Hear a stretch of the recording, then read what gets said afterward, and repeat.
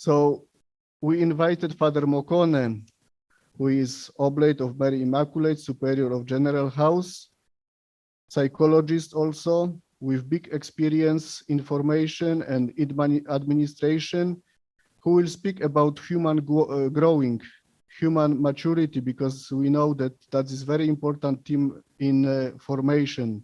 We are dealing with that. It is not easy. So for that, Father Mokone is with us. He will be with us also tomorrow and after tomorrow, and we will touch this very important theme. Father Mokone, welcome to our meeting, and I leave the space to you. Thank you very much. Before we start, I would just like to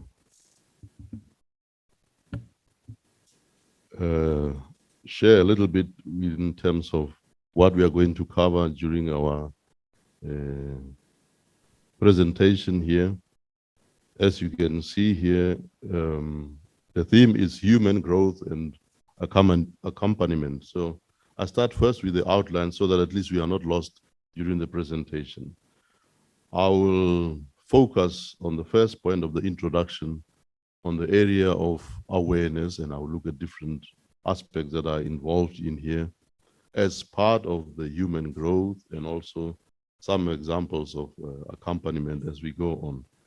And then one of the important elements that we also look at is listening skills. This is the part that I will be dealing also today. So the first part there, the number 1 and number 2, I'll be dealing with today.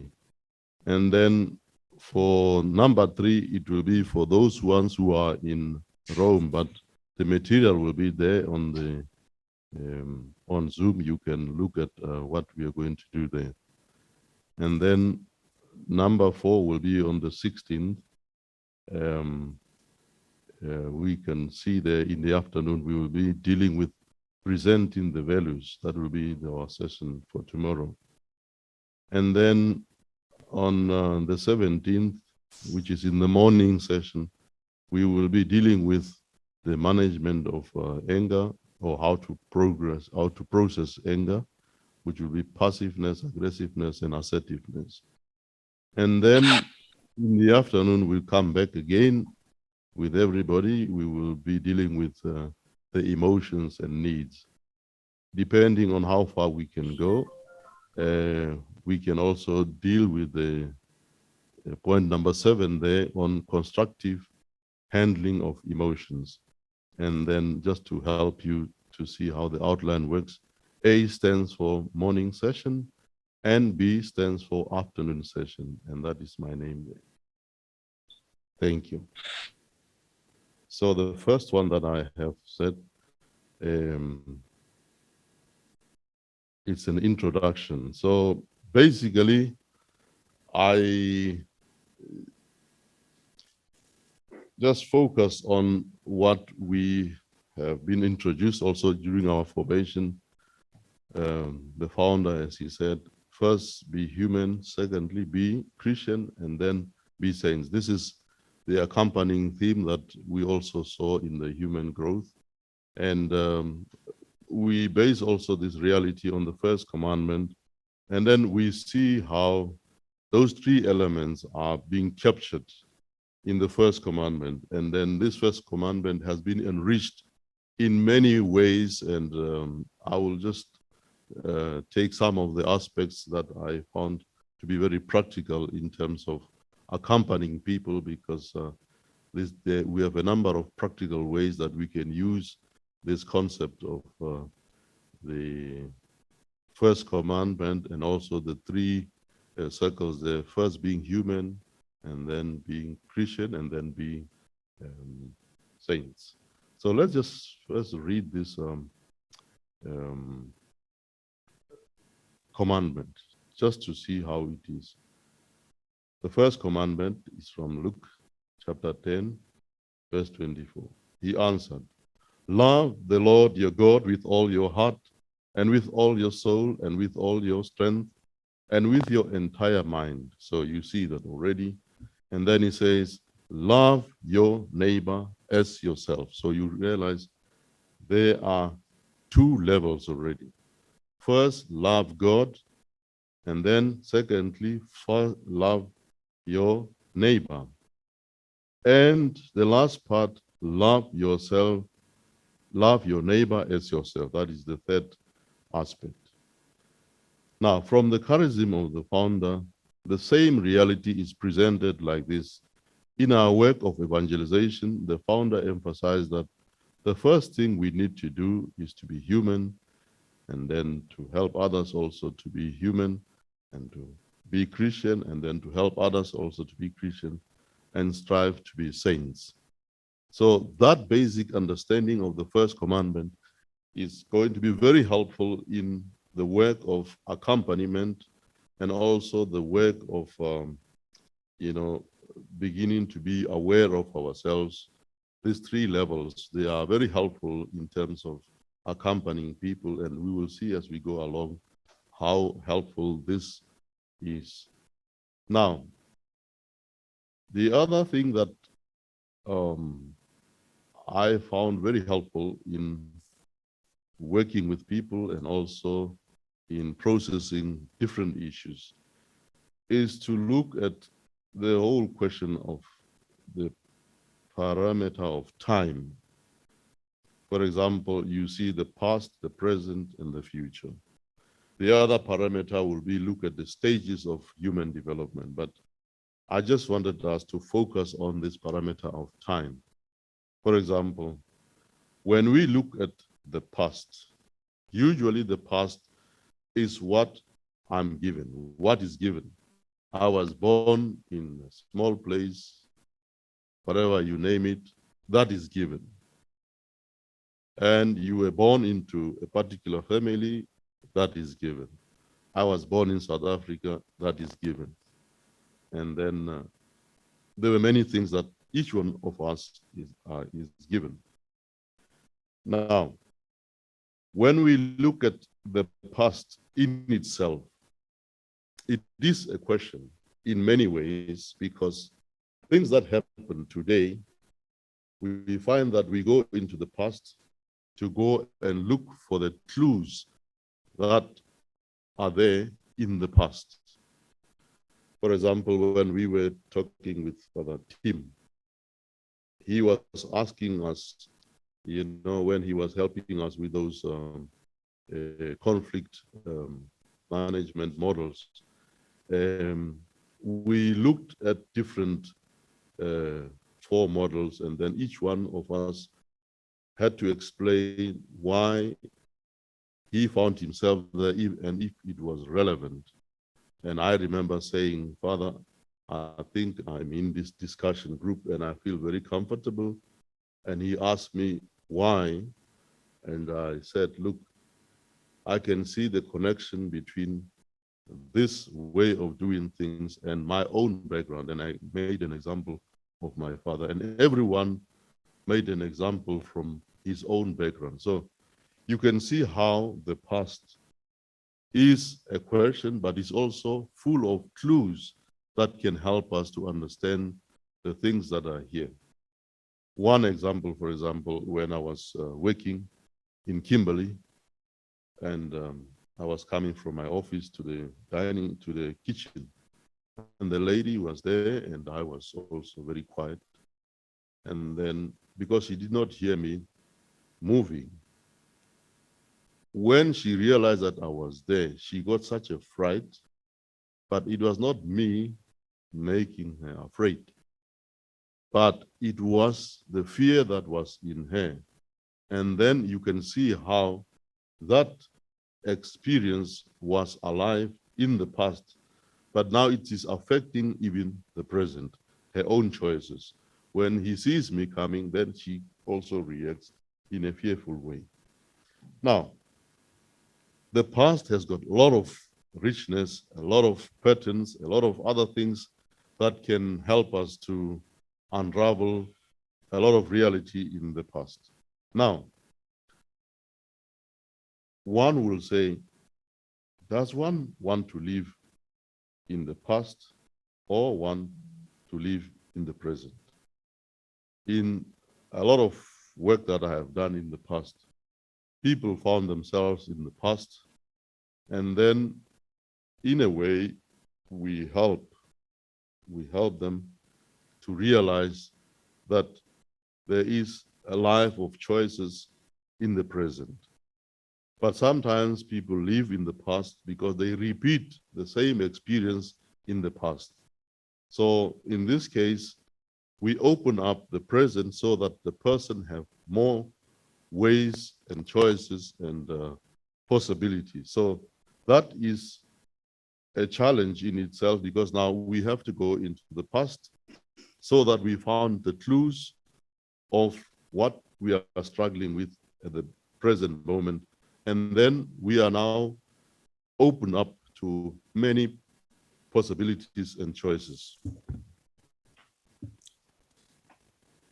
When we look at the present reality, as I said, it is a life of choices, but it's also a life of challenges where we try to integrate the clues that we have from the past and the possibilities that we have in the present. And in that way, we begin to realize how the future unfolds, and the vision gives birth to hope.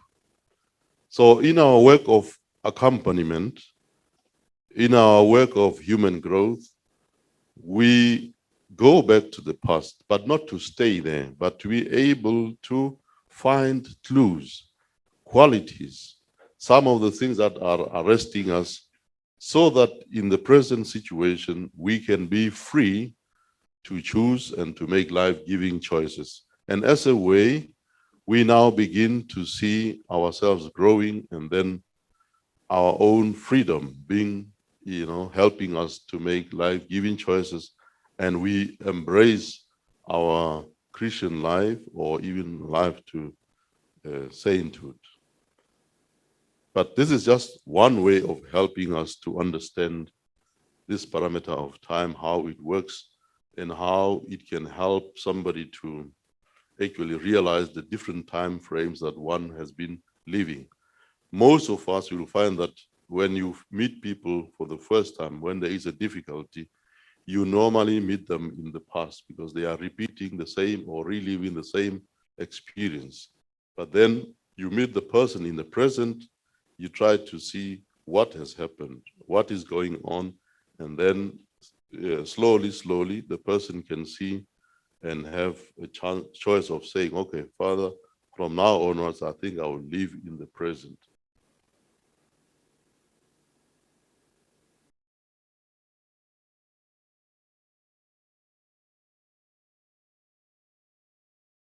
Now, just to capture what I have said in the first part there, these three circles, now we try to understand them in a language that is much more practical for us. For example, we look at things, we start with the circle in the center there. We look at what is more appealing for me, what is good for me.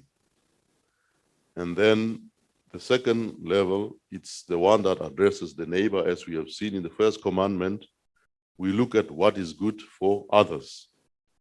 And then the third one says what is good in itself, that is God.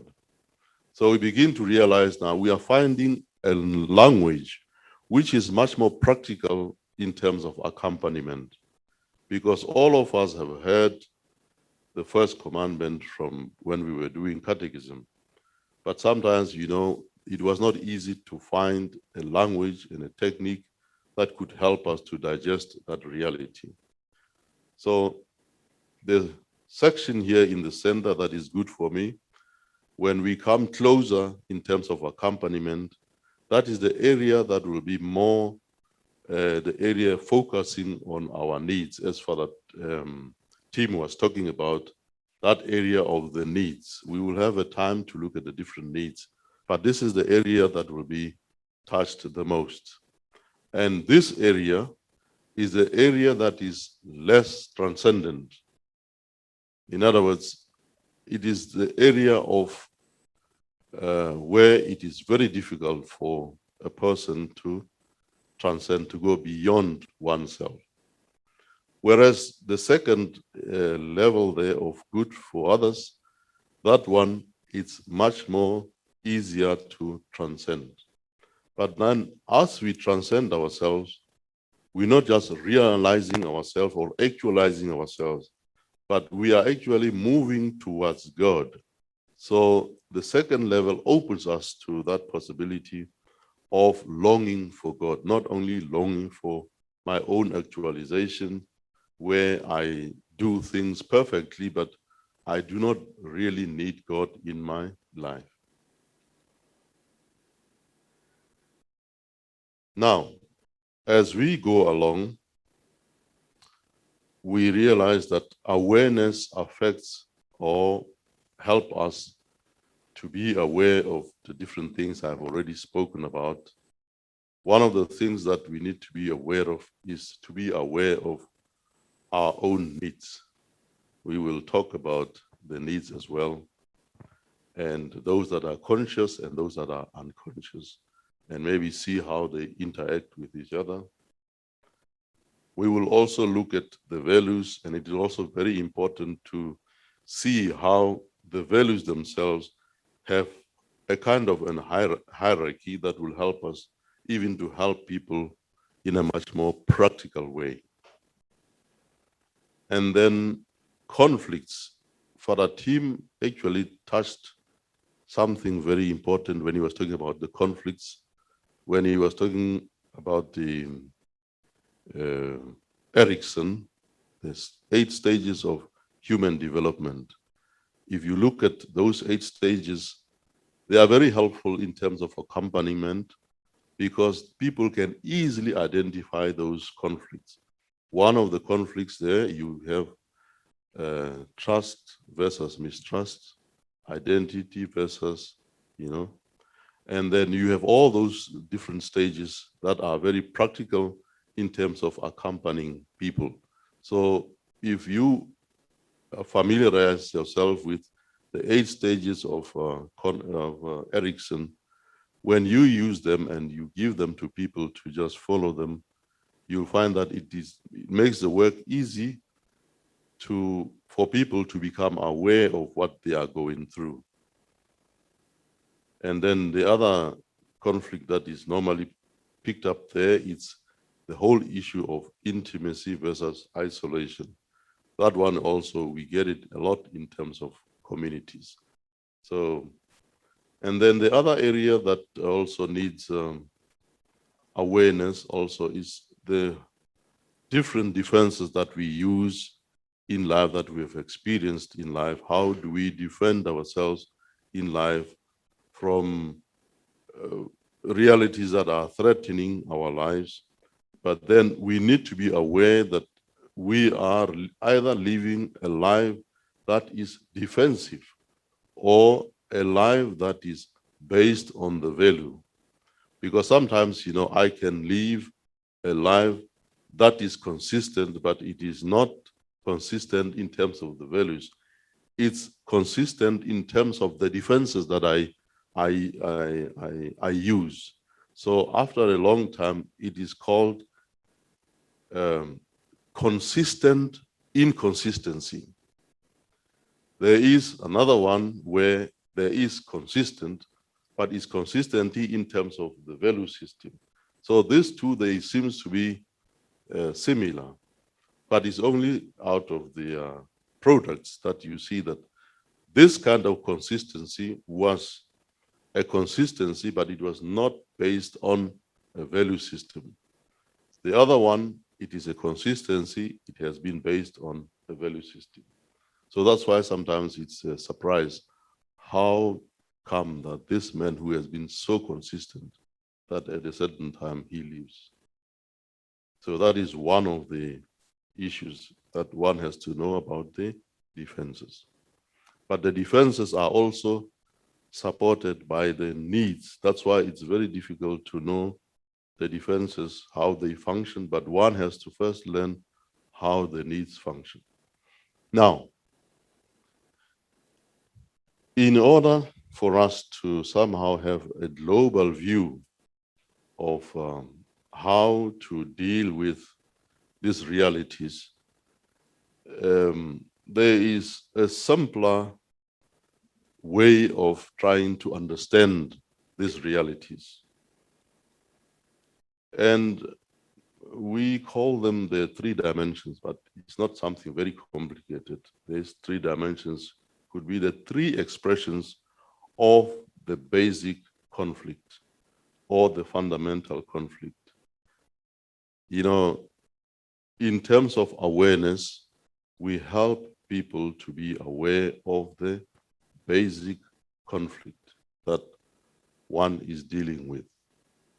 For example, when somebody comes to see you, do you know why sometimes they are afraid? From your own experience, why would people be afraid to come and see you as a formator when you have a session at 3 o'clock in the afternoon? Any example that you can give? Insecurity. Another example?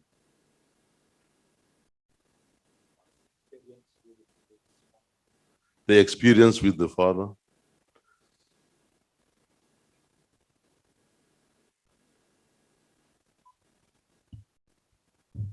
I said insecurity. Insecurity, okay. Negative experience with his father. Anybody else?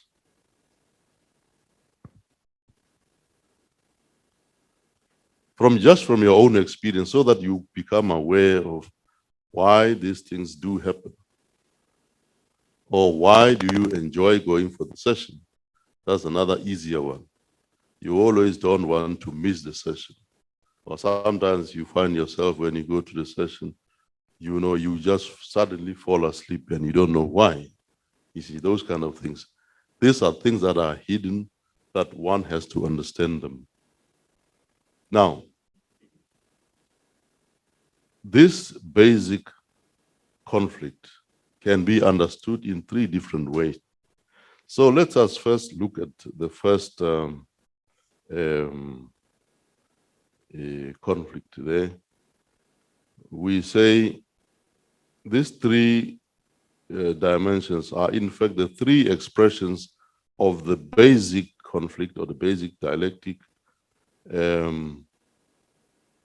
stretched out between what is ideal and what my actual life is. In other words, you are beginning to realize that there are two realities. There is a world of ideals, but there is a world of experience. That is who I am. So those two worlds are always stretched. So that's why when you're dealing with a person, you're provoking those two realities. They are either in harmony with themselves or they are searching for integration. So that is something that is very helpful to be aware of. And then there is a world where somebody is moving out of himself, transcending or transcended. And then there is also a world where the person is still trying to reach out of himself, trying to reach out to others, but also trying to do what is right. So in order to understand the first expression of this dialectic, we talk about the first dimension where we use the language of moral theology, where the tension is between what is known, that is a virtue, and then also the tension that is between sin. For example, when I go to confession, usually I don't need accompaniment because I know what is sin and what is virtue.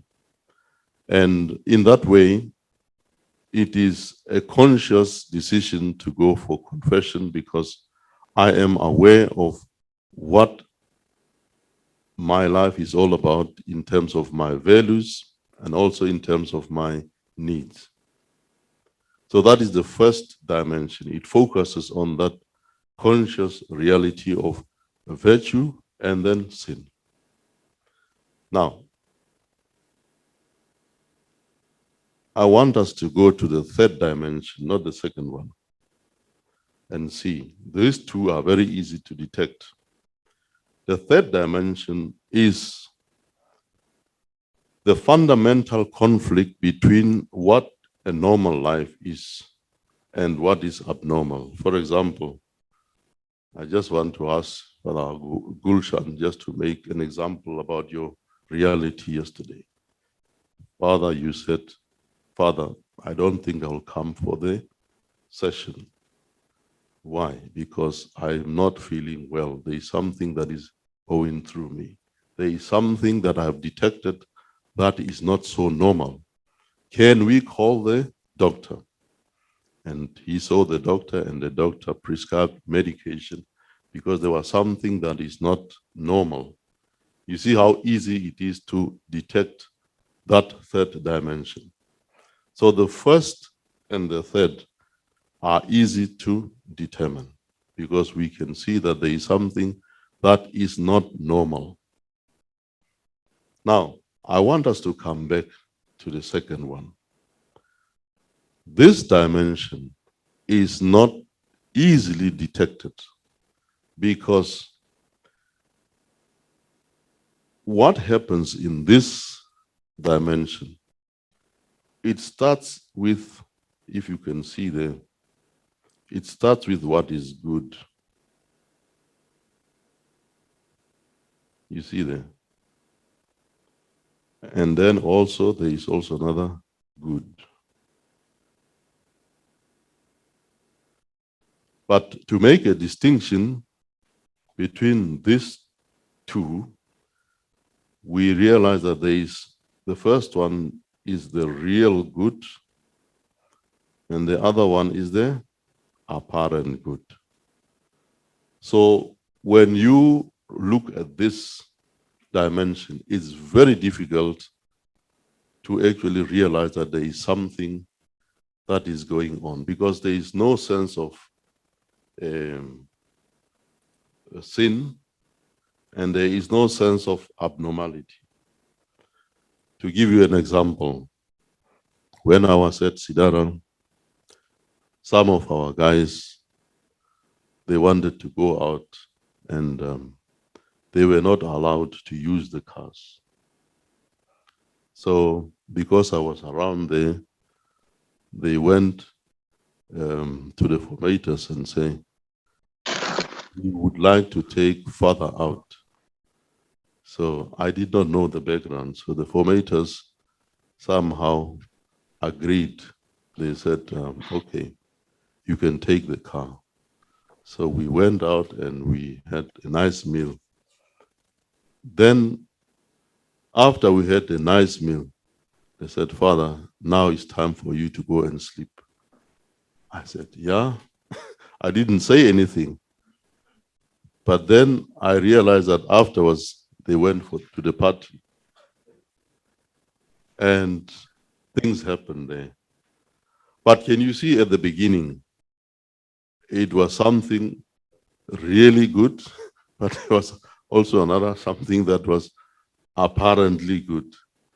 If they did not use my name, they would not get the car. But because they used my name, after they got the whole thing, they said, Father, now it's time for you. We going somewhere else now, you know. And I went. But I also learned how, in practical reality, how this apparent good is always linked with the real good. But it's only through the results of this that you can separate both. But at the beginning, they all start the same, but they don't end the same. As part of awareness, we also look at change or conversion because it involves awareness. Now here we borrow the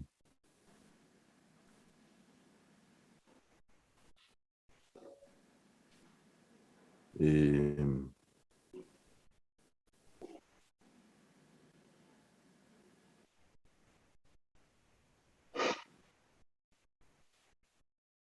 the explanation from one of the professors at the Gregorian, Babu. He came to present something to us, but he helps us to understand how this reality.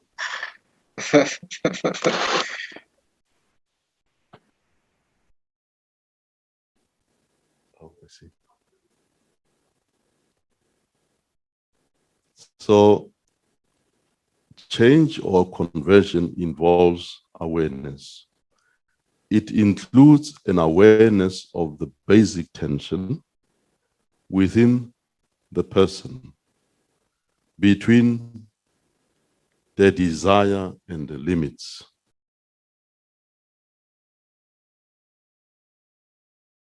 And the ideal and the actual self. The self-transcending and the self-transcendent. In other words, this is how he puts the same reality that we have just explained.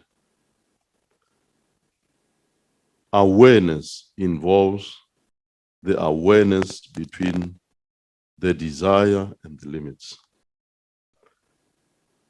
the ideal and the actual self, and the self that is transcending and the self that is transcendent. So as we accompany or even work on ourselves, we need to be aware of the journey we're making from dealing with our desires, but also dealing with the limits that are,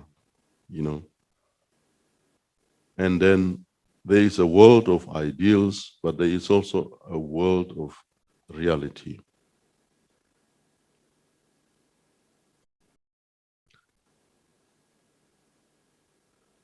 Now, conversion also has the intellectual component, which is the insight. The person is helped to focus attention on his conscious operations. And here, I find it also very helpful in terms of trying to understand how we go from one level to the other in terms of conversion. And this is the model of Lonergan, where he deals with these four realities. The first one, he talks about experience. We all have different experiences. We go to the past and we realize the experience that is there. But we become aware of patterns in your life. Father Shanil, there is a little video that I have sent you. I don't hope we will be able to play it, but the one of the patterns in life. So I just want us to focus on this, just to understand a little bit of what a pattern is and how, one person can talk about a pattern in life.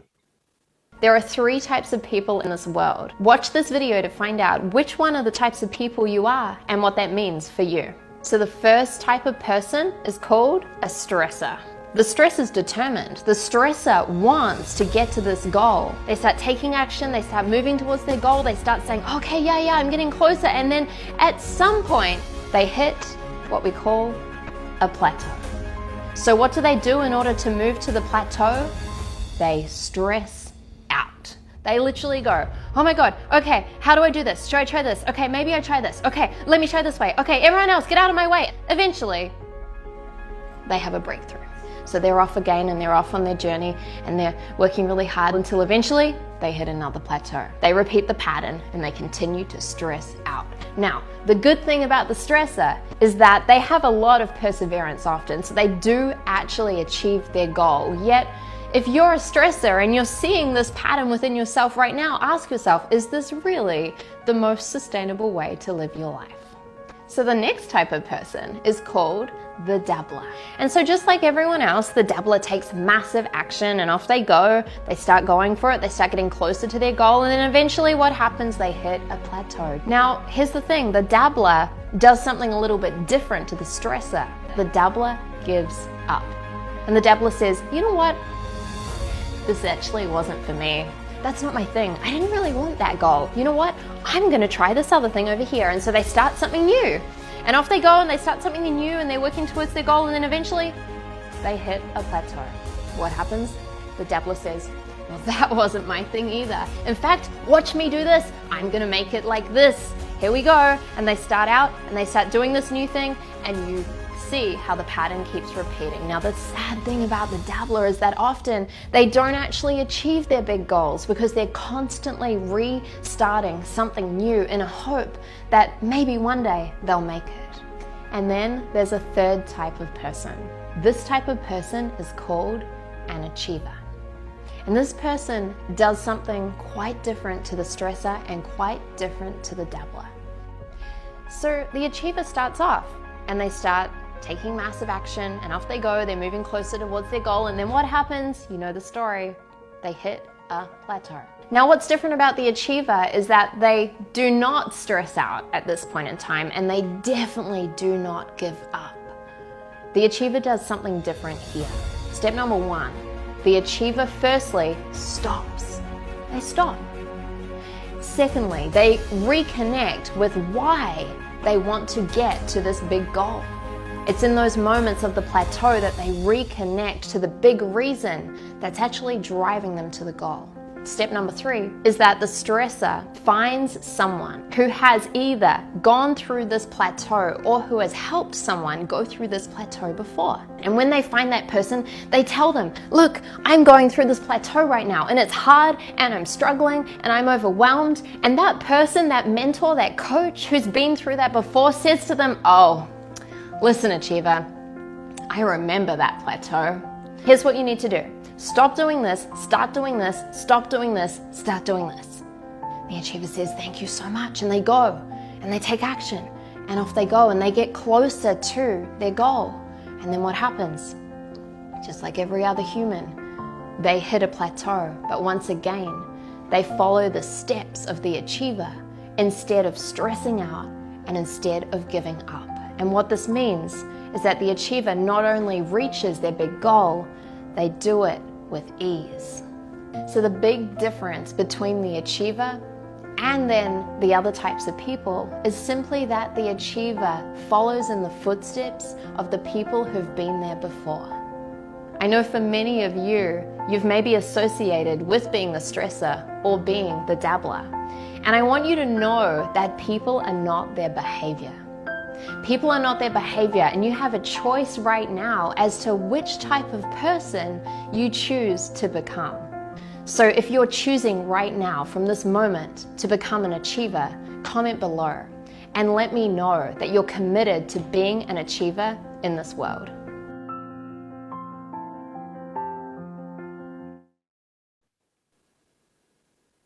I don't know if there's anything that strikes you immediately after looking at this video, when it talks about the patterns, based in your own experience.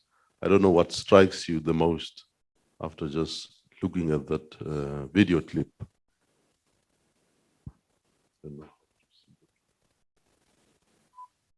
Those on Zoom, raise your hand. If you want to speak, raise hand. On the toolbar, you see it.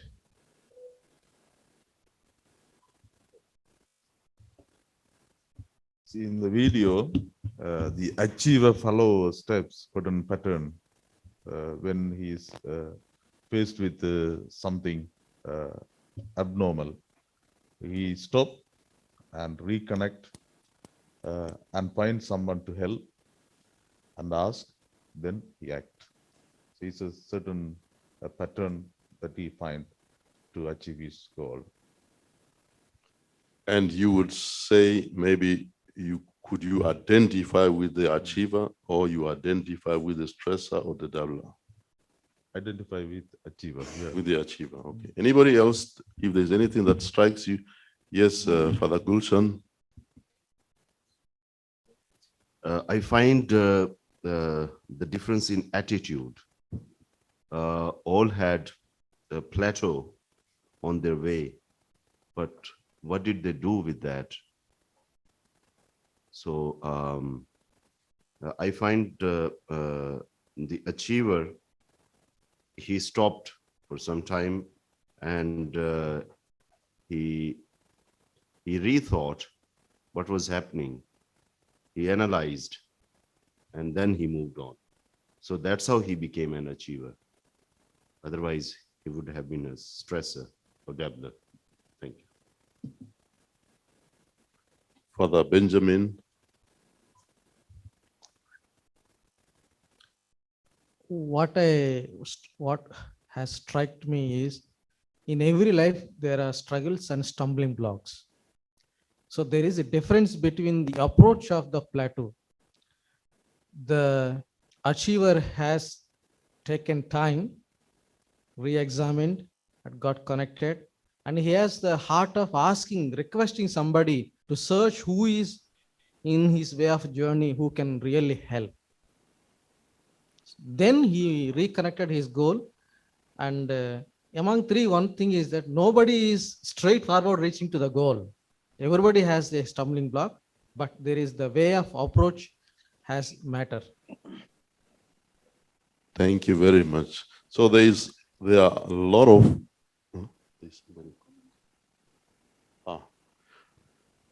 there is a lot of things that we're beginning to learn. For example, when we talk about referring somebody, you see that the achiever is a person who knows how to refer and how also to ask other people.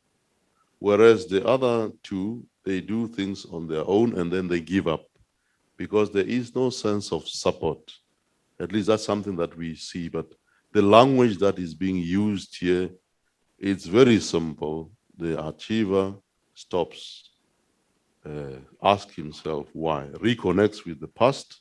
Can you see how the past now is very important? The past is based on the bigger question. If we are going through life now, we are dealing with the smaller question. But then when we have major difficulties, we stop and go to the bigger question, which is the one that has direction in our own lives. So, okay. Father Freeborn. Hello, thank you, Father Mokone. I think these are realities that we live, we have experienced. Certainly, when I look at the achiever aspect, I just had a question that I can certainly identify with that, but how can an achiever have an awareness also, especially in the context of community? Because sometimes you may be on the achieving end, but maybe the others could be behind. So how do we kind of create that awareness despite the giftedness of this kind of personality? I have just questions just on the awareness, how to bring in that awareness. Yes, I think in this case, that aspect of awareness, if you remember exactly what Father Tim was saying there, how do we hold tension in the community? In other words, how do we rediscover our own qualities? Like, for example, a person who stresses himself or who stresses over something, we now have to invite him to teach him to delegate whatever he's doing and then also involve other people. Because in the life of the stressor or the damler, we don't see too much involvement of other people. We don't see too much openness in terms of how they do things. So even the achiever, what he can do within the community, he can begin to invite people from outside to come and help the dynamics within the community. And in that way, we all, are benefiting. What I've also found out, at least in my own experience, is the knowledge that I have normally is not very much understood. So what I do, I try to identify the same knowledge I have in the abilities of different people, and I allow them to take charge, and I support them. And in that way, leadership becomes much more easier, and I can actually encourage them when they are like reaching a stage where they are like the dumbler or the stressor. So that is how I can see it. I don't know if it answers your question. But... Yeah, thank you. Thank you. It's clear. Yeah, thanks very much. Okay, thank you. Oscar. Sí, gracias, padre. Voy a hablar en español. Me llama la atención del vídeo que hemos visto, los tres tipos de personas. Yo creo que en una comunidad siempre tenemos a distintas personas y vamos a encontrar estas personas, creo que en nuestras comunidades. Lo que a mí me llama la atención en la diferencia en los tres tipos de personas es el tercero pide ayuda, busca ayuda, se da cuenta de su realidad, de su dificultad, del conflicto que tiene y pide ayuda. Ahora mi pregunta consiste,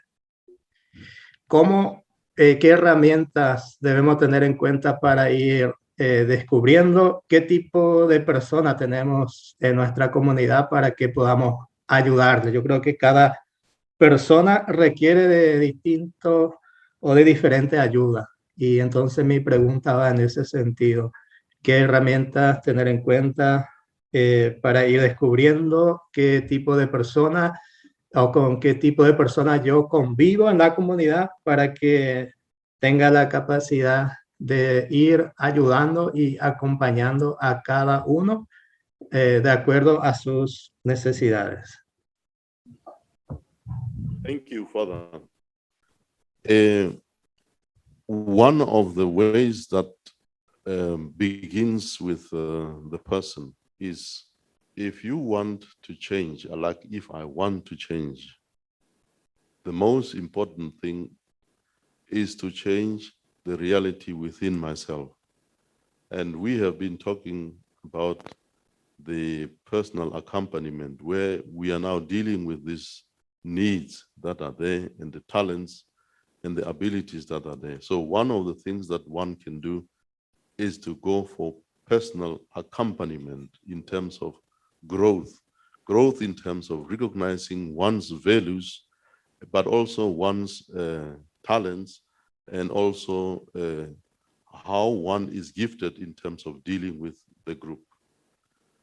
The second one is when we do a work of accompaniment, there is also an opportunity of, if it is possible, people who are working on themselves, they could also opt to belong to what we call a group dynamic. In other words, we prepare them first for individual accompaniment, and then maybe after 6 months or so, when they are able to become aware of their own issues, then we invite them to somebody who is an expert in that area to help them to deal with the realities that are known to them, and also the realities that are not known to them, but are, and also to deal with the issues that are not known to the person also. So this is what we were talking about when Father was talking about the Johari window, the reality that is known to me and to everybody, the reality that is known to myself but not to everybody, and the reality that is known to everybody but not to me. And then the third one, the reality that is not known to me and that is not known to others, and that is a mystery. So in that way, even in the community, when there is a good community animation of how to make a good evaluation, that can also help in terms of making people aware of their own abilities. One of the things that helps in terms of opening people up is to have smaller projects within the community, projects that makes people aware of their own talents. So that's what I can say up to so far, Father. Para Antonio. So thanks a lot, Father Mokone, for the explanation about conversion. Sorry, I will be closer. So thanks a lot, Father Mokone, for your explanation about conversion and how the process of conversion described. I have question based on your explanation and also based on the video that you've given to us. So we talk about conversion. Just like person like so much on chili, spicy, hot. So sometimes he say, "Oh no, it's too hot for me. I would like don't want to take again." But after day by day, he take again the chili, and something happened again with his stomach. It is also happened with smoker maybe. I don't want to smoke anymore, and he stopped. But he continue again smoking. So there is something that comes up into his awareness, but it cannot be lost. So my question is, by conversion sometimes are not permanent or not easy to do. Today say no, but tomorrow do again. What makes conversion as something enjoyable for us? Because to be aware of this is one first step, and it is very important. But how to make it become a habit? So after experiencing and understanding, and then how make it works permanently. So what makes conversion as something enjoyable? So we are happy to do this, because if we are not happy to repent, so it has become a burden. And everyone, if we feel burdened with his repentance, so he will not be last to do this. Thanks. Thank you, Father Antonius. As you have said, the way of conversion is not easy, but it's possible.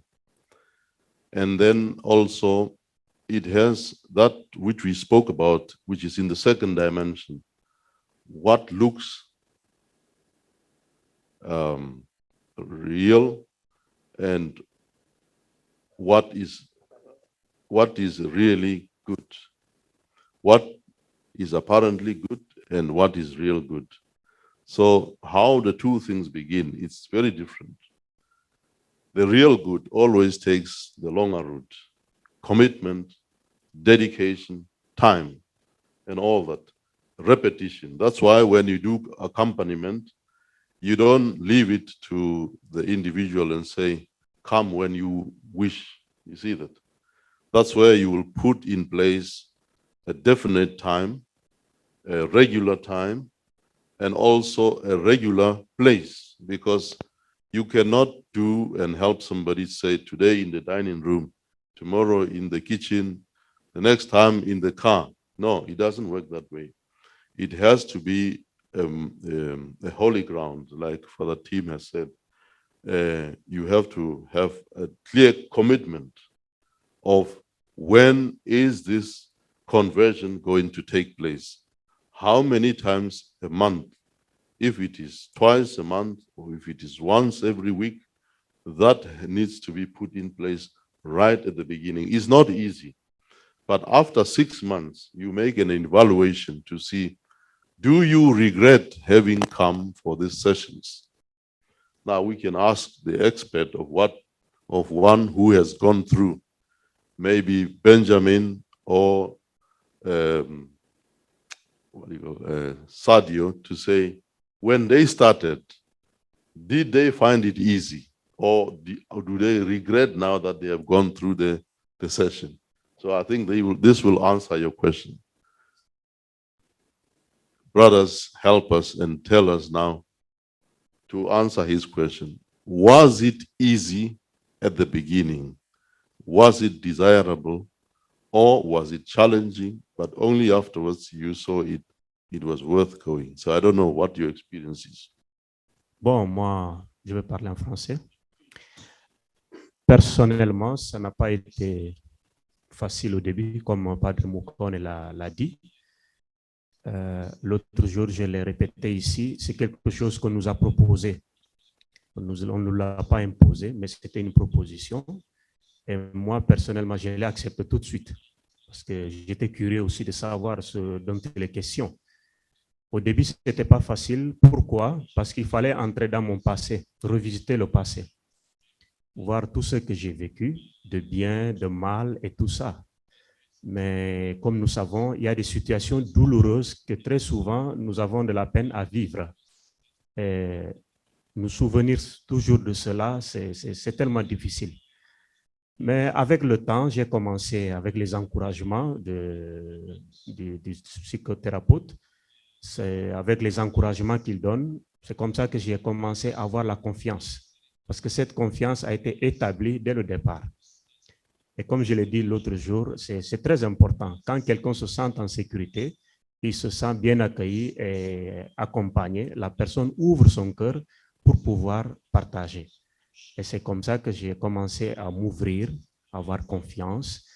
Et finalement, j'ai appris à partager.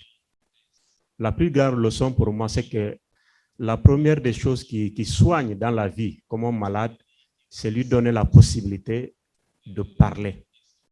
Parce que quand on répète quelque chose, plus on le répète, plus on dit les choses, c'est comme si c'est quelque chose, une force qui se dégage de nous. C'est pourquoi moi je dis la parole soigne ou la parole guérit. Moi, je ne peux que dire merci pour cette opportunité. Apprendre à partager, apprendre à parler de soi.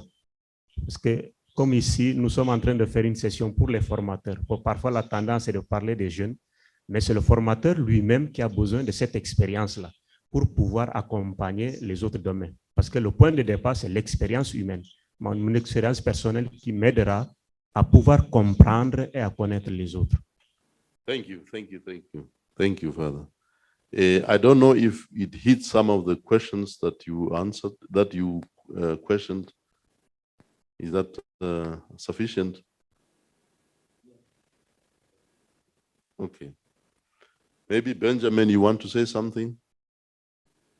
Yes, surely. In the beginning, it is very difficult to open up one's own self to someone who is not known to me, as well as in the sitting in the figure of like examiner or maybe evaluator. So once the assurance of confidentiality is strong, and there is a smooth way of understanding a personality, a person who is sitting before me or before the candidate or student, then slowly one starts opening up.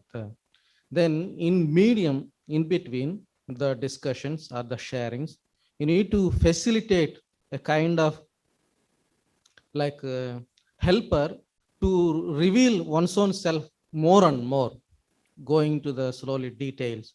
Then automatically the person comes out and shares. Yes, as is shared, there are certain moments we feel very difficult to share with anybody.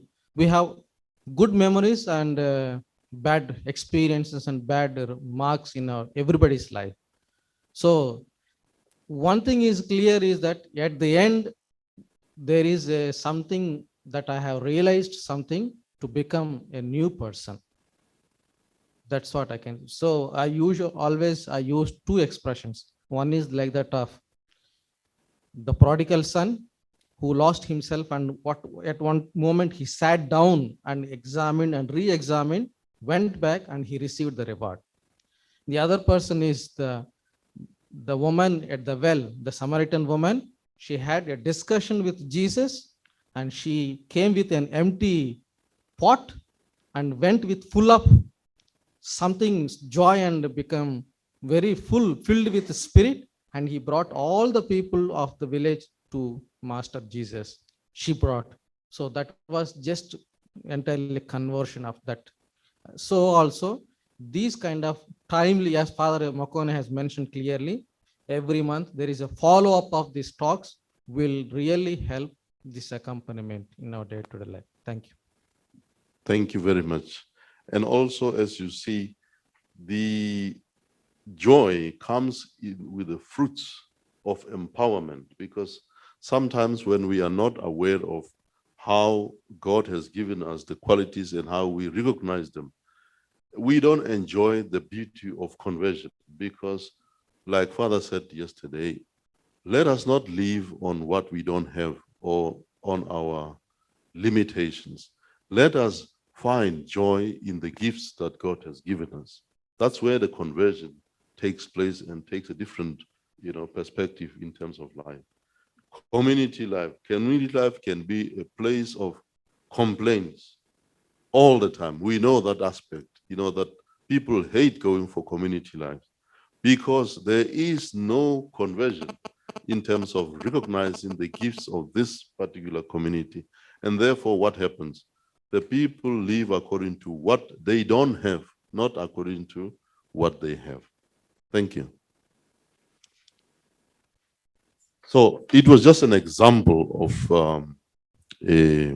what an experience can be and how one can become aware of the patterns in life.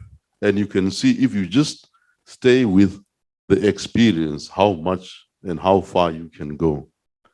The second one, which is understanding, is also very, very vast when you look at it as an area in itself. Because when you look at experience, you look at the past, you look at the given, you look at your own history, you have a lot that has been given to you. So you go through that and you become aware of the different patterns that are there in your life. Yeah, I think for now, before spoiling our experience, let's take a break and you give us the time there. Yeah. So thank you, Mokone. So we'll meet in 21 minutes. So it's 3:45 in Rome. 21. I am very generous, no? Be connected. Remain connected. Welcome back. So we can continue our session about human formation and human growing. Mokone. Thank you very much. Welcome back. And we continue with the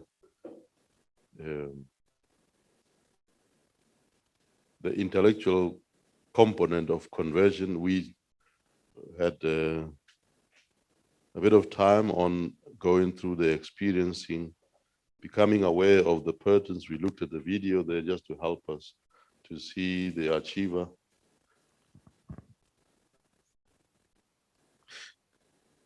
To see the achiever and the doubler and the stressor. So now we go to the next experience of understanding.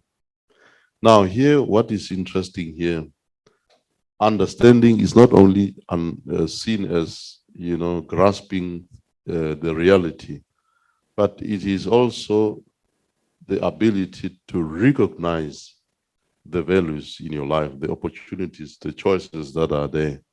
In other words, cultivating an awareness of what you can do in life. What are the possibilities that are there? When one begins to see the patterns or the patterns in his own life or her life, one also realizes how one can make a breakthrough from some of these vicious cycles, as we have seen in the life of the stressor, how the person achieves goals, but through a lot of stress. Whereas the achiever achieves the goal, but with ease and with happiness. Whereas the other dabbler never achieves a goal. And there are a lot of people who are given projects. If they are not accompanied, they leave the jobs or the projects unattended. So understanding here means I am able to understand now my own experience in terms of the patterns that it has, but I also now begin to see the values that are involved in those patterns and the opportunities that I see now in the present. You can begin to see that we're moving from experience from the past, from the given, to the present, trying to take stock of what is around us. Now, the third level is here we now refer to not judging in terms of putting somebody into prison, but here we begin to see the distinction between what is really good and what is apparently good. In other words, we make a clear distinction between, so we become aware of the distinction between what is life-giving and what is not life-giving. In other words, we see what is life-giving. It's that trend of living according to one's values, and what is not living, what is not life-giving. It is that trend where we choose to live according to our needs only. In other words, our needs are not taken care of, and our values as well are not taken care of. So there is a clear judgment between those two. So what we refer to as life-giving, it's the value part, and then what is not life-giving is the needs part. The decision follows the judgment. The decision now makes not only the distinction, there is the element of commitment. I'm able to take responsibility and live according to my values or what is life-giving. So with experience, many of us are aware of the pattern in life experience. We understand our values, and we can see that the kind of life we are living is not life-giving. For example, I can say, I can see that I'm gaining weight, but then I can see also that I enjoy eating, you see that. But then there needs a time where I will have to make a decision and say, no, enough is enough with eating dolce or whatever I like. But up to so far, these three things are visible. But what is lacking is the commitment, and say, this is what I'm going to do, and this is what I'm going to live according to it. So if you see me decreasing, you must know that I've made a decision and I'm living according to that decision. So I'm just making it so practical so that you see what makes change or conversion in life. It's not only knowing, but it's also commitment to live according to the value that has been embraced. Now we come to the moral component of conversion.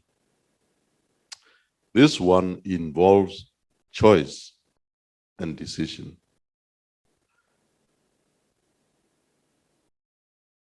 There are many choices that we have, but one is faced with a decision. There is a judgment of values and responsibility. So it means choosing to act according to the values.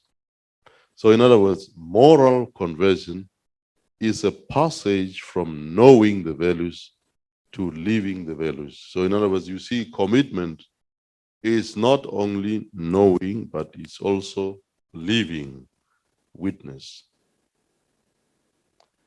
This moral component, it changes the criteria of one's decisions and choices from, can you see, the word that is used here is gratification. So we move from gratification to values. We move from needs to values. Because to give an example, somebody can join because it's something that is, enjoyable, but then miss out on the values. I want to give you an example. When I was at the pre-novitiate, my very first year, I was a deacon, and I was working in the house of formation. One guy came to me, Father, I want you to become my spiritual director. And I said, yes. So he came to me several times. He said, Father, you know what? I go into the chapel, I kneel before the altar at the tabernacle, and I go out. I have been doing this. There is no change. I don't feel any change. I don't see any change. Because I did not have the skills, I could not understand what he was talking about. So I kept on trying to help him. Hey, just do the normal thing and so forth. After a year, he said, Father, I go into the chapel, I kneel, I do everything, and I go out. Still, there is no change in me. The second year, he said, Father, I don't think I will continue. This is not for me. He's a happy man. I met him afterwards. And he always said, Father, I would like to meet you. But we never met. But that remained with me because I realized there is something that he was longing for, but I couldn't help him. In other words, he wanted to make a connection between what he was feeling and the value system. But I could not understand his own experience because the language he used, Father, I go into the chapel, I do everything, but there is no conversion in me. There is no connection between what I know and what I'm feeling. There is no passion. So, in other words, we begin to see that life and prayer life could also reach this stage because there is no connection between what we are feeling and what we know. Now, there is the religious component of conversion. So this one, it completes, integrates, and sustains moral and intellectual components of conversion. It is a total and permanent surrender without conditions, qualifications, or reservations. In other words, this one, it is that conversion that brings us in communion with God. Up to so far, we have seen the connection between what is good for me and what is good for others. But now this one brings that other last aspect of saying conversion is not only self-actualization, it's not only self-transcendence, but it is to be in communion with God. It is a total surrender which has got no limits or conditions. A religious love provides the basis of willingness to decide. That's where the joy of Father Antonio, when you were talking about the joy. So there is now that joy, the willingness to decide, and the willingness to discover the face of the truth. That's where the happiness comes in now. Whereas at the beginning, it can be a gratification of the needs. But unless it has reached this level of the truth that sets us free, there is no meaning in what we are doing. So to conclude this awareness, I just, added this section on discernment. It is from the book called this. It is a book written by Macro Ivan, a Jesuit, Acquiring the Heart of God. So just to help us and to conclude this section, he says, discernment is prayer, truly an art of living in the Holy Spirit. Discernment can be described as living a relationship with God. In other words, can you see that moral aspect coming back?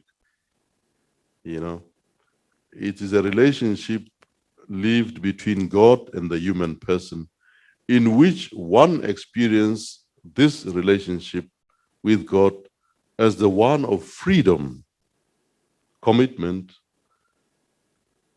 choices, a relationship in which one experiences renewal. Can you see the word experience keeps on coming back again, keeps on coming back again and again. So in other words, it is our experience that will link us with our vocation. It is our background that will help us and prepare us to be connected and to be passionate about the past and the future.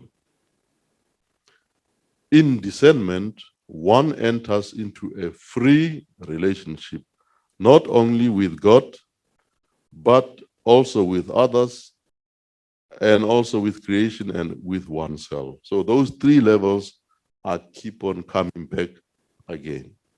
Here you can even say justice and peace, to add a little bit of flavor to our understanding here. It is an art, therefore, in which the realities in creation, the realities in the persons around us, the realities within us, and the realities in my personal history, your personal history, and history itself, things being mute, and they begin to communicate to me God's love. In other words, I begin to experience God's love around me, in the people I live with, and so forth.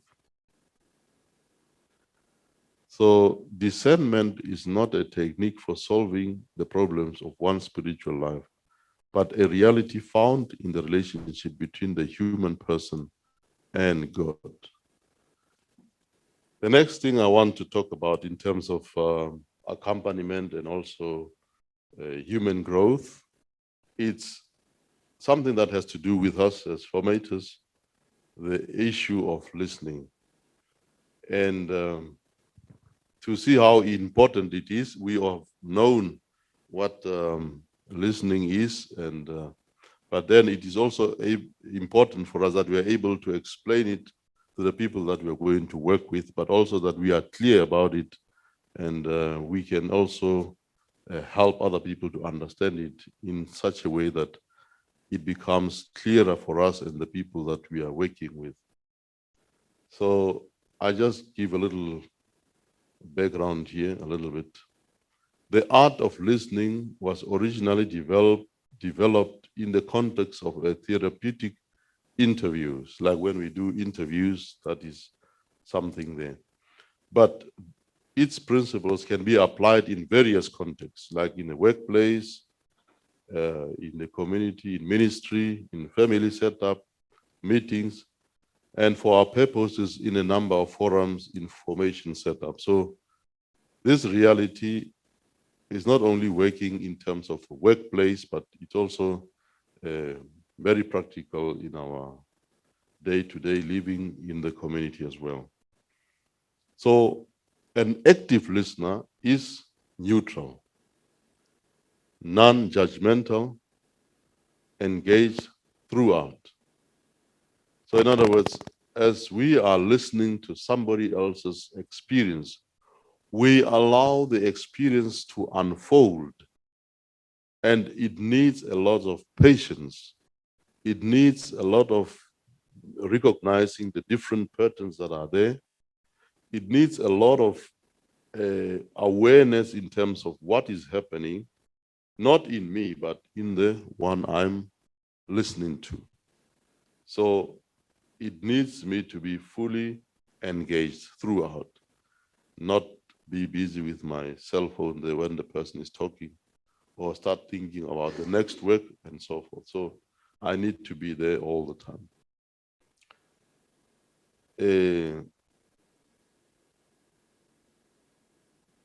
When we were training as well, one of the professors said to us, one day he was falling asleep, but there was a person he was working with. This person would never express his own feelings. But it came a moment when this professor was physically tired because the person will repeat the same thing with the same tone all the time. But that particular day, he fell asleep when the person was still talking. And he called it a strategic moment. Because at that particular moment, the person was so annoyed that, the professor fell asleep.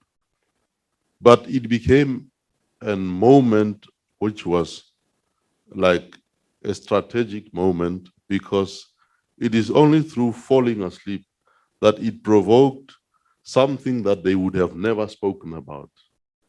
So all the time there was that consistency in terms of suppressing his emotions and not expressing them.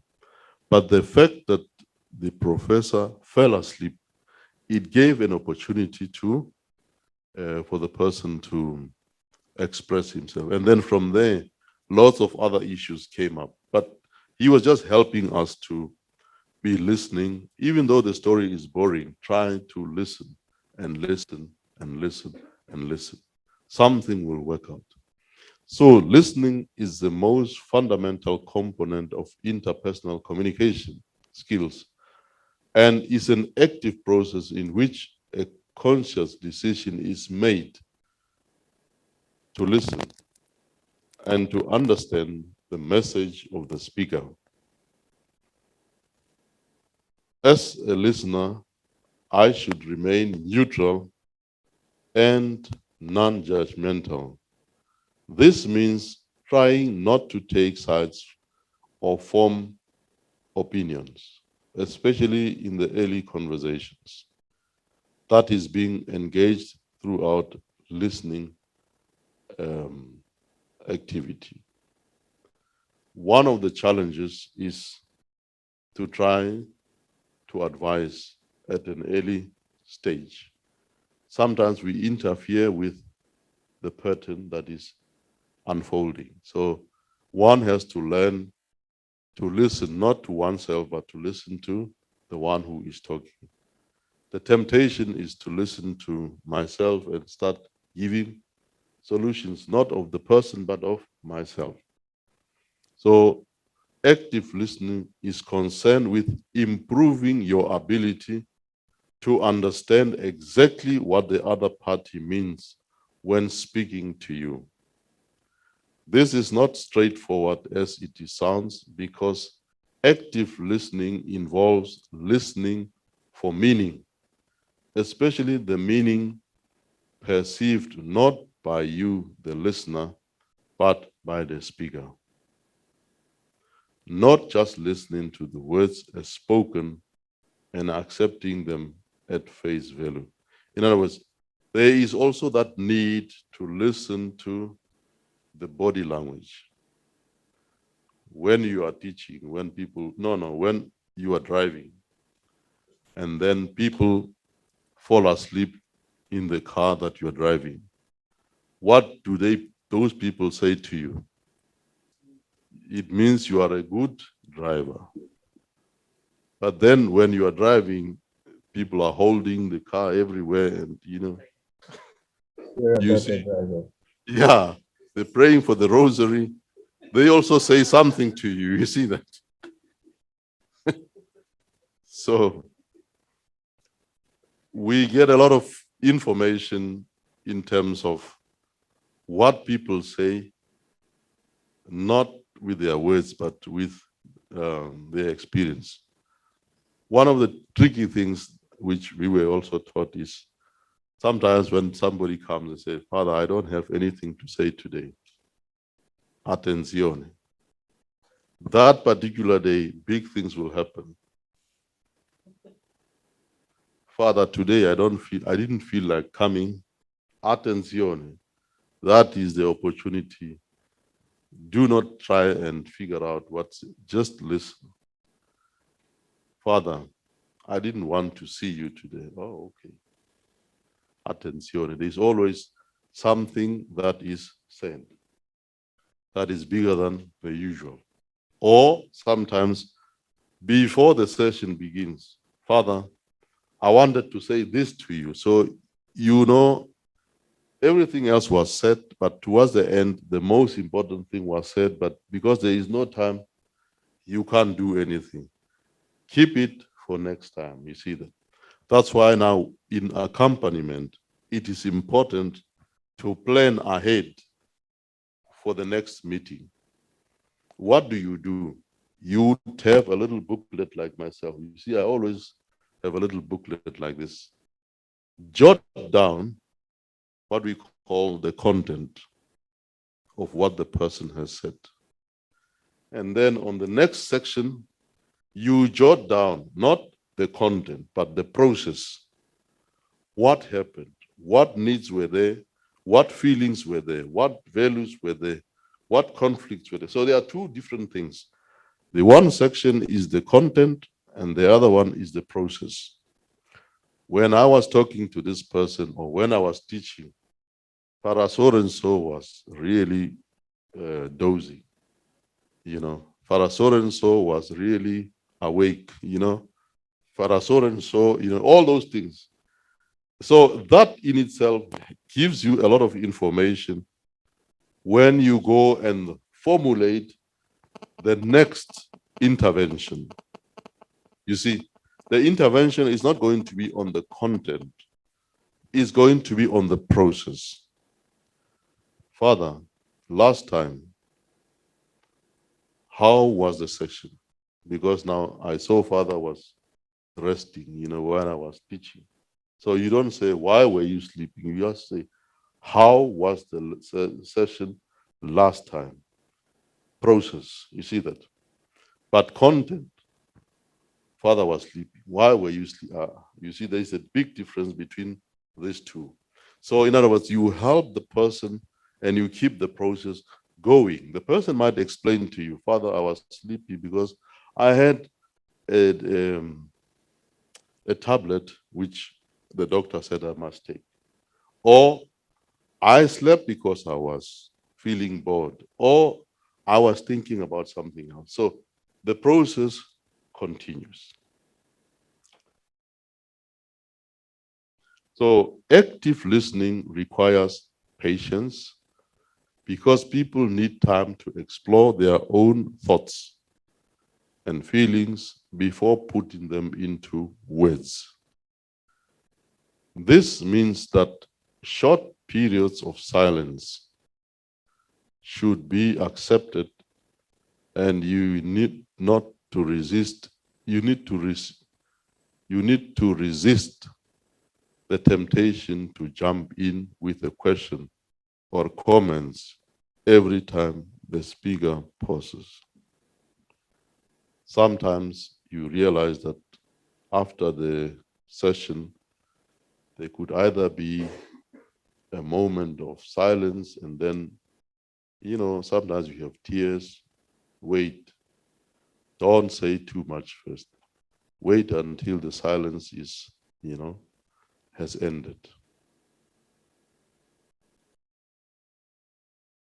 Point number A. What is active listening? There is no universally accepted definition, as we said, of active listening, because the main elements of active listening were already widespread, as we have said before. However, for our purpose, we could loosely define active listening when a listener intentionally uses body language, tone of voice, word choices to help the speaker feel heard and understood. Active listening does not necessarily mean long sessions spent listening to the individuals or groups talking about their problems. In other words, passive listening is not equal to active listening. It is simply a way of approaching those problems which arise from the usual day-to-day events of life. So our attitudes as listeners towards others count a lot.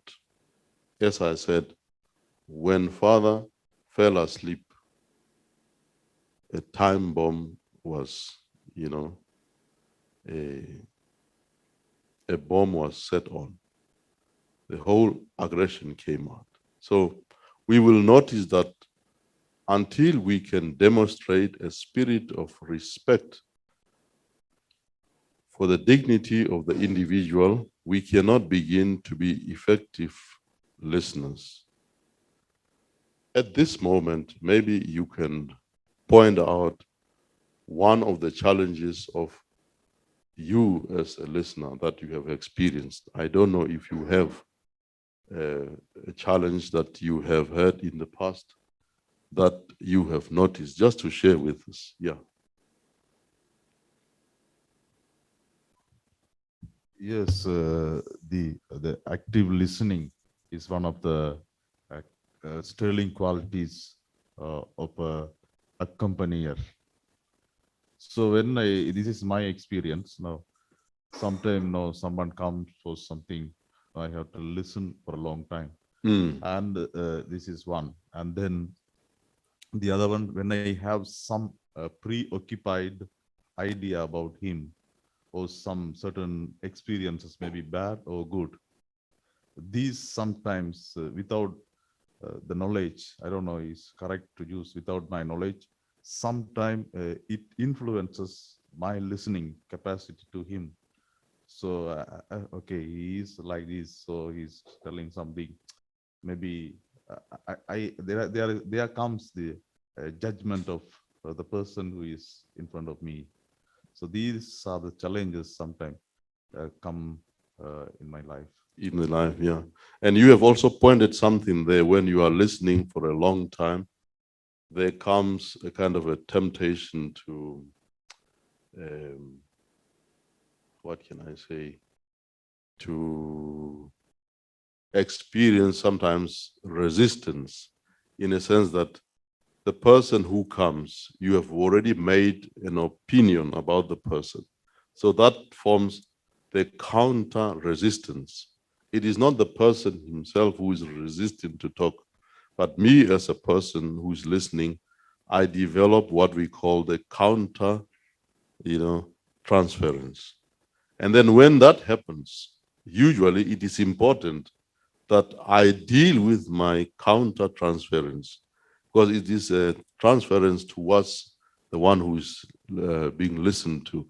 I need to address it as soon as possible because it will interfere with my work, And the same as when there is transference taking place between the person and me, then we can talk about this transference because it is important to unlock some of the issues in the past for the good of the person.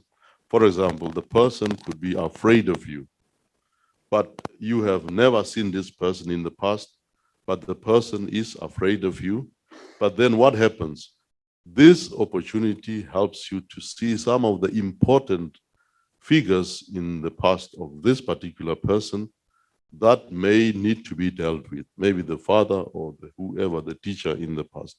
So working on transference of the person is very important, but also working on your counter transference is very important. But to understand that it is taking place as you have mentioned it, but not to continue as if nothing has happened and suppress your own emotions. Yeah. Thank you for that challenge. Any other challenge that we have experienced? Yes, Benjamin.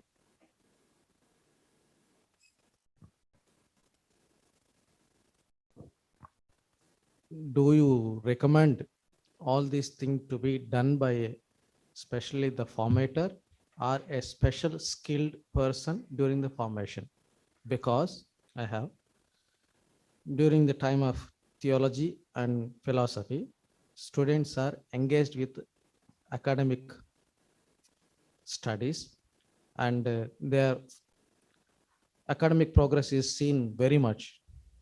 So along with all these things, there are certain places we see some kind of, every formation needs to adopt a kind of facilitator who has to look in on and often, so that the seminarians could be helped in a more. As you said, the accompaniment needs time to time listening skills. Mm. So as you have asked,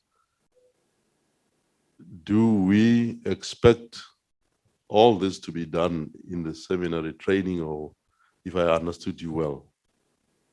I meant, is it alone by the formator, or do you expect somebody else who can facilitate all these things? Yeah, this is already part of the, what do you call, in-service training, because you are the formator, you need to know some of these aspects, because it is important, even if you are not the expert in that area, to be able to know where to refer the person if you can't do it. That is the purpose why we are raising these issues. But it will also be very much important that when you see that you lack skills, that you go for accompaniment yourself to somebody who knows. For example, my experience when somebody said to me, "Father, I go into the chapel and I get out." I could have helped that person in the first 2-3 weeks, but it took me a year, and then the guy, luckily, he left. But that experience remained with me. Had I had the experience that I have now, I would have approached the person differently. But what is important is that experience helped me to understand and to ask a deeper question in terms of my own life. So it is both for you and also for the one who is in what do you call it, a formandee, because now that's when you would actually teach them what happens and how to prepare them to go for accompaniment. Suja. Yo voy a hablar en español. Momento. Sí.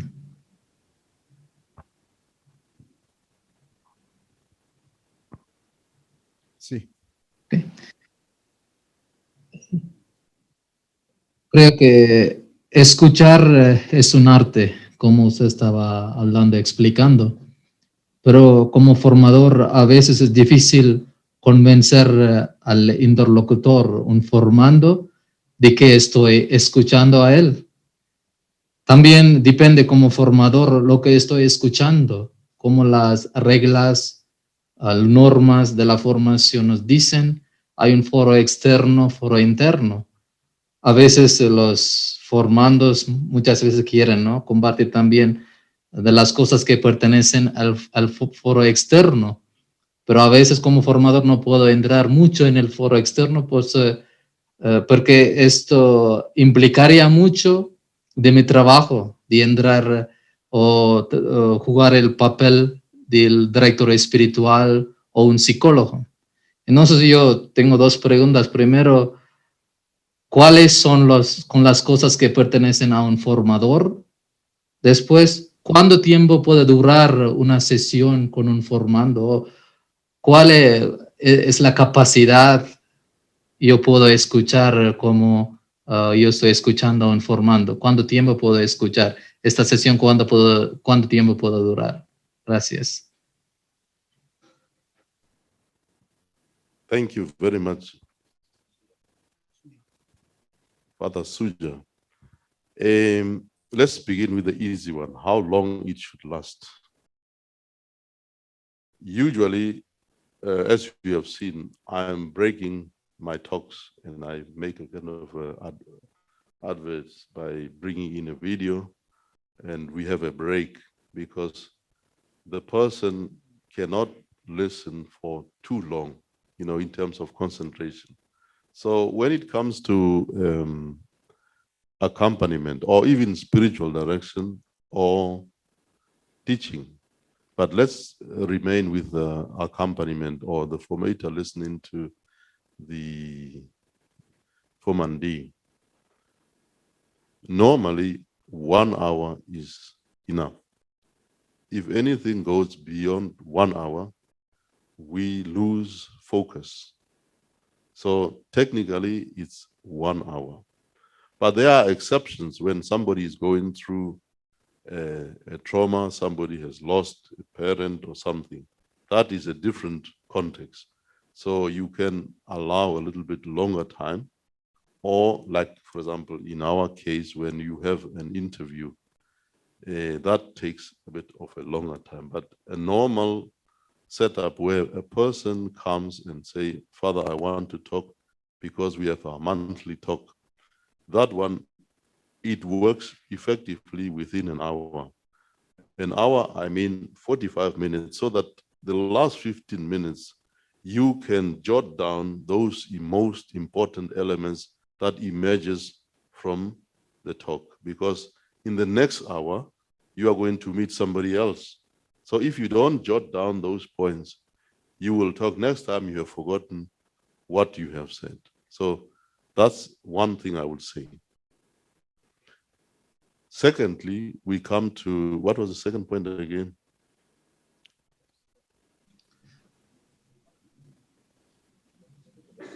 Yeah, there must be a distinction between a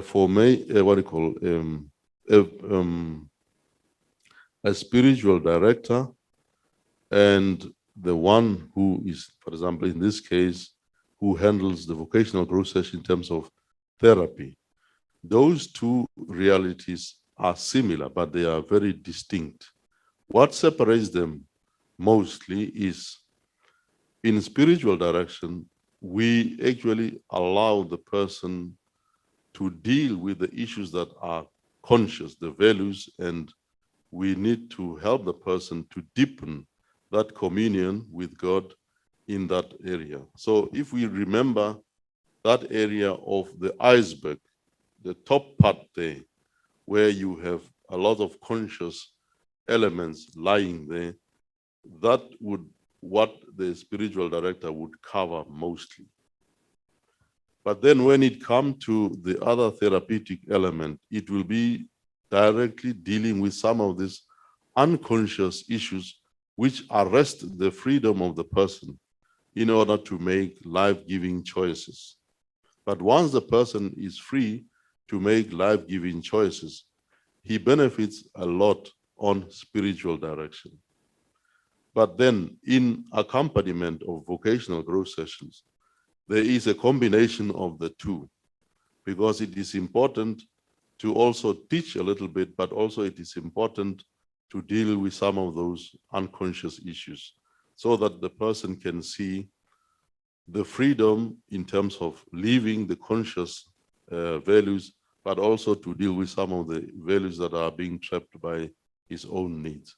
So usually what we do, for example, when you have the two services of accompaniment in terms of therapeutic sessions and spiritual direction, we normally advise if you have spiritual direction on Monday morning, do not advise the person to go for session in the afternoon, because that is confusing things. Let the days be separate. If spiritual direction is on Monday, let the other issue be on Friday, so that there is a clear distinction between the two, but there is also time frame difference. But what people normally do, they would like to do the same job in the one day, 1 hour spiritual direction, and then they go into sessions and then they tell you what happened in the spiritual direction. You see now, the dynamic is not working. So I don't know if I explained your question very clearly. Yes, Father, thank Well, you. Very clear. It is clear. Okay, thank you. Okay. Father Andreas. Father, now in this case of spiritual direction or discernment or the accompaniment, what is the role of the superior of the formation community? The role of the superior is Now, clearly. can he accompany a brother in the sense like for this spiritual discernment and this spiritual direction? Yeah, the role of this the superior at that stage is to make sure that he meets the formandi on a regular basis based on the issues that are in the external forum. It is very clear in that regard that sometimes people might say things that are in the internal forum, and a superior would always say, okay, I hear what you say, but deal with this issue in the internal forum, or refer the person for accompaniment. But it is not his primary role, to stay in that. But it is important to see that there is monitoring, but also he deals with the same issue on his capacity from what he sees and what he also evaluates with the other team members. So in other words, there is a clear forum for the superior to look at the same reality, but from a different point of view. Is that helpful for them? Okay, thank you. Okay. Father Rosina. Oui, merci de m'avoir donné la parole, Père.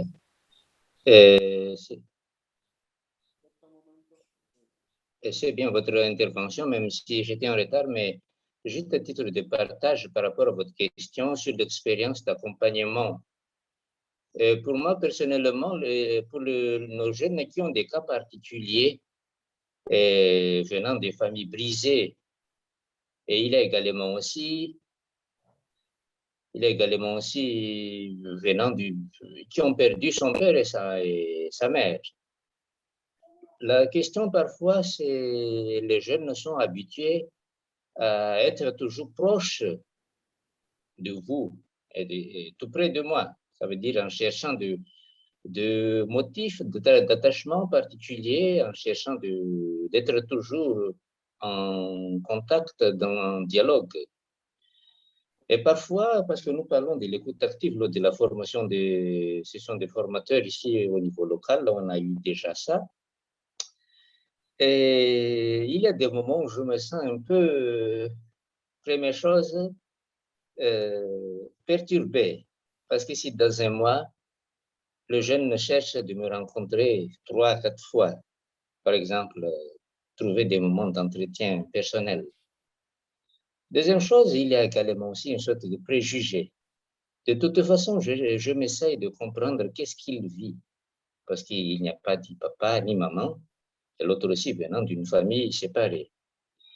Qu'est-ce qu'on devrait faire? Parce que Scholastica, ils sont beaucoup plus nombreux, et surtout aussi, parfois, si on est proche, en contact avec d'autres scolastiques, il y a certains qui se manifestent une forme de résistance ou bien des appréciations dans le visage, semblant qu'il a perdu, je ne sais pas, de compagnon ou bien de père qui l'accompagne. Donc, c'est juste des petites astuces ou bien d'aide selon votre propre expérience, Père. Merci.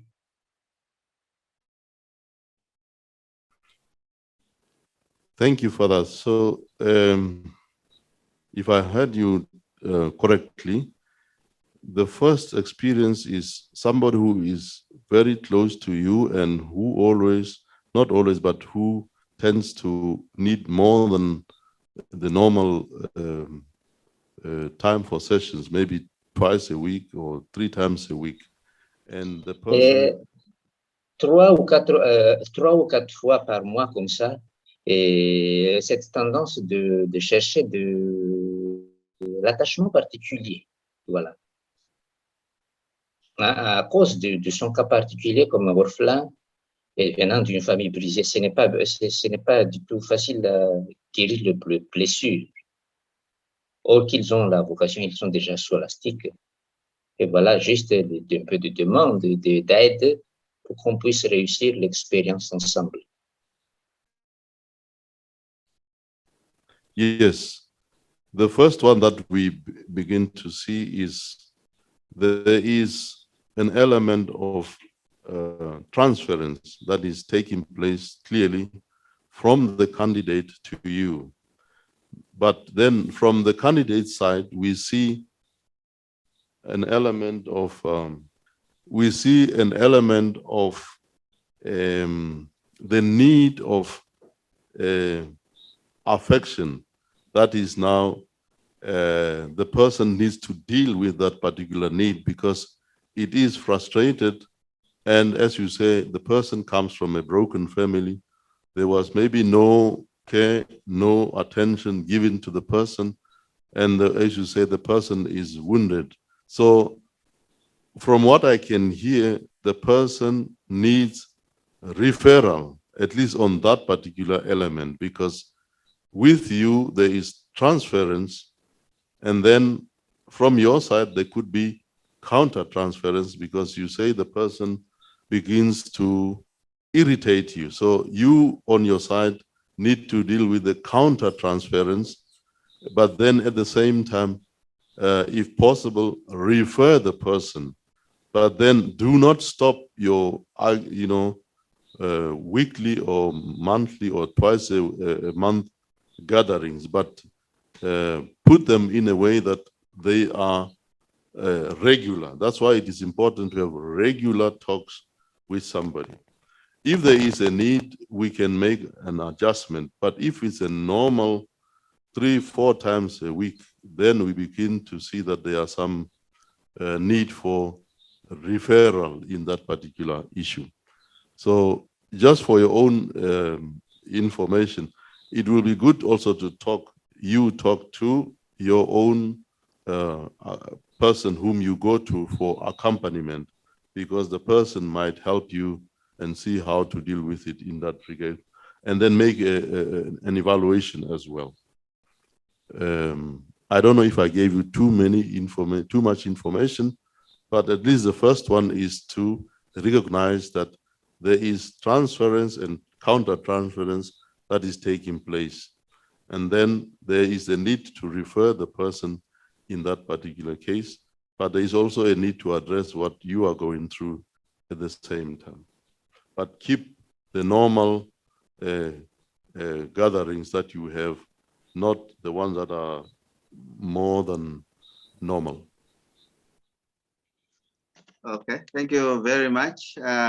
Just to follow up what you were saying to Rosina, Father Mokone, I think just sharing the experience, what has helped us a lot, like here at Sidara, is that there's somebody, a psychologist who is committed to be kind of residence, not staying with us, but every month she has sessions with our scholastics, individual sessions where they meet maybe once or twice a month, depending on the intensity or the issue the person is going through.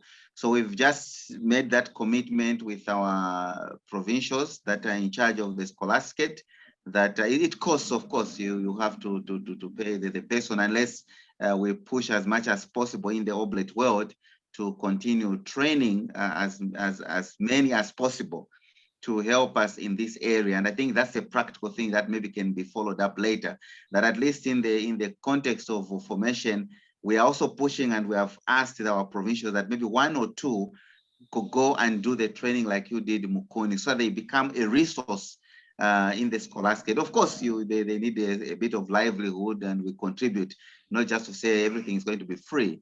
I think that is the best way to handle some of these situations. Yes, as a superior, you can be interacting, because you also need to follow up, as you said, of course, checking what are the boundaries without going beyond. And I think we had a case here, and since this is just a forum we're sharing ourselves, we had a young man that was actually orphaned, and for many years he didn't know his parents. They said they were somewhere and what happened. So talking about the past, we felt last December that he should not go for pastoral work. He should be, of course, in an oblate. He should be in an oblate. I'll be slow. I think maybe I'm fast. I'll just speak slow. We asked that he does the pastoral in a different setup in the oblate community, but to focus on going to his past and looking forth to how was he adopted. He was angry that he was abandoned. He was so angry. And I sat with him in my office and I was just taking over as superior. That was the longest first meeting I ever had. Introduction to being a superior was 2 to 3 hours meeting of somebody crying. Okay. So we decided that he goes and sees if check and that involved practical things. So he had to go back and go into history, go to the social welfare until he got to the bottom of the problem to say that he was taken as an orphan because at that time the father had run away. The mother couldn't handle the situation. So in that way, the social welfare decided to take him away because otherwise maybe today he would not even be alive. In the circumstance, they explained in the past, going to the past. And after that, they even when they found the documentation, and that's what he brought to us. And then looking at that documentation, he came and he was the happiest, and I think now he's very happy that he has known what was the problem, why he was adopted, looking into the past. And we have asked him to continue going through the growth sessions. And in short, what I'm saying is that we need that resource in all our formation house. And specifically also as they begin pre-novitiate, these things need to be identified as soon as possible. Because by the time they get to the scholasticate, it becomes extra work, even for the novice master and for us also but this is something that we can maybe talk about recommendations. But what I would just say that a resource in the scholasticate is very important. Somebody who is skilled that can learn from, can go and journey with our people. We do that here at the scholasticate, thanks to our provincials who are able to provide resources and fund for this person who is a professional person, a religious woman who, I mean, a Catholic lay person, woman who comes. Yeah. So that's what I can just contribute. Thank you. Thank you very much, Father Freeborn. I think the nutshell of the whole thing, it must be a system that is supportive to the formators and the leadership and as such. And then I can talk from experience. When I came here to study, there was a plan in place.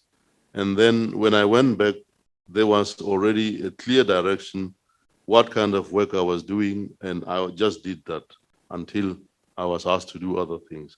So there was a lot of support from the formators. They prepared the candidates before they came to see me. And I had also a lot of preparation in terms of explaining the kind of work I was doing. So in that sense, it is productive if the formators, the one who is spiritual director and the one who is doing the therapy, if there is a sense of belonging and support of the whole system. Thank you. Yes. Father Chimes. Father Chimese. Yeah, okay. Can you hear me now? Yes, I Yes, can yes. hear you. Thank you. I just want to share what Father Freeborn has mentioned. Yes. I'm a product of that structure, and I used to meet you, Father Mokone. I don't know if you can remember a few years back in Sedara. I know. And just to appreciate the program that, like the time that you've mentioned, we used to meet 1 hour, at least once a week. And we shared a lot. The structure is separate from the formation structure. So what happens in that forum is different what the formators are sharing. But of course, a report has to be shared maybe with a scholastic period to follow up on a number of issues. But just to appreciate the program that Sedara is using, and also to mention that if it can be in the recommendation that the structure can be adopted in other scholasticates, that an accompaniment becomes a separate tool away from the formation team. And if issues are identified by the scholastic formation, if they can be recommended to the one who is providing accompaniment, well and good. But that structure is of great benefit. I went through it with you, Father Mokone, and I really appreciate it. Thank you. Thank you very much. I think, yeah, Father Mauro. I don't know if you will talk about this. No, is active listening also an active speaking? What I mean, I did a course many years ago in the US, and at least I don't know, I'm not an expert, no, but there is at least one kind of line where you just listening, and there is also a technique that you feel like is a little bit unauthentic, no, like repeating, no. So I'm saying something and you say, oh, I hear you saying this, no, all this, no, which I remember when we did this course, it was a formation course with a group of religious, no, we were a little bit surprised and also wondering, no, if it's, what are you saying is that this human growth is not just listening, but you are active, or not. I mean, yeah, many people. I think I've also mentioned here. Listening does not mean passive, being passive in the sense that you don't say something. There are questions. Normally, when you talk to people in this regard, you are giving more questions that opens the possibilities to people rather than give answers.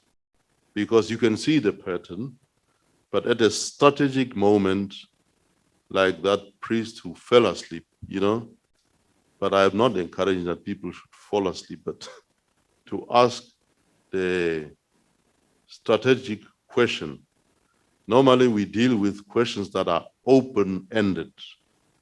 That will help the person to continue to talk. But in the process of art of listening, there are different steps just to help you and to accompany you what to do when you are listening to the person. Of course, sometimes they can be very irritating. For example, to talk about myself, unconsciously, I found myself having to ask people on a number of times, how do you feel? Because it is an important aspect of focusing and working on the emotions. But the person whom you are asking gets irritated because they don't know why you are asking the same question, but they don't get fed up when you ask them what do they think. Can you see the level of growth is not the same? The emotional intelligence is not the same as the rational intelligence. So what you're trying to do is to help the person to grow in terms of emotions. But you are right, as you say, there is a technique, but one does not have to do it so obvious that now, point number one, you are listening, you are paraphrasing now. Point number two, you are affirming the person. Point number three, you are challenging the person. Point number, no, you don't have to do, you wait and listen and intervene with a question sometimes. And then you can paraphrase if you did not really understood what the person said. You can do it in a different way. Can you help me to understand better what you have said? You see that it's the same technique, but you are bringing your own personality in, but not actually just the words, repeating them as you have learned them. So you adapt it in terms of the culture as well, because sometimes when you ask certain questions in certain cultures, it might not be very effective, you see. but it's just a question. Yes. Sometimes I have the feeling that you get stuck to one point. I mean, in this process, which I understand very well, to trying to listen, but sometimes it seems like you know this person, and you never get to the point to tell the person, listen, probably you need this. It's too open, like helping him to see something, Yes. that probably will never see. I don't know. Yeah, I know that even a spiritual direction now we don't like the word direction, and because they say, well, but I don't know if there is we are missing a kind of balance, or to get to the point that we are so respectful or trying to the person, but probably I don't know. That's a question. And especially, and I finish. I don't know if at this point the spiritual direction may give a further step, because when the people they come to me, okay, there is all the human part where your history, whatever, But then when I deal with the spiritual direction, I think the value of the gospel, they come in. So it's not enough to say, okay, but then the gospel is challenging us. How many times should I forgive my brother? It's not just to say, okay, see the point. You take the person and you offer something deeper.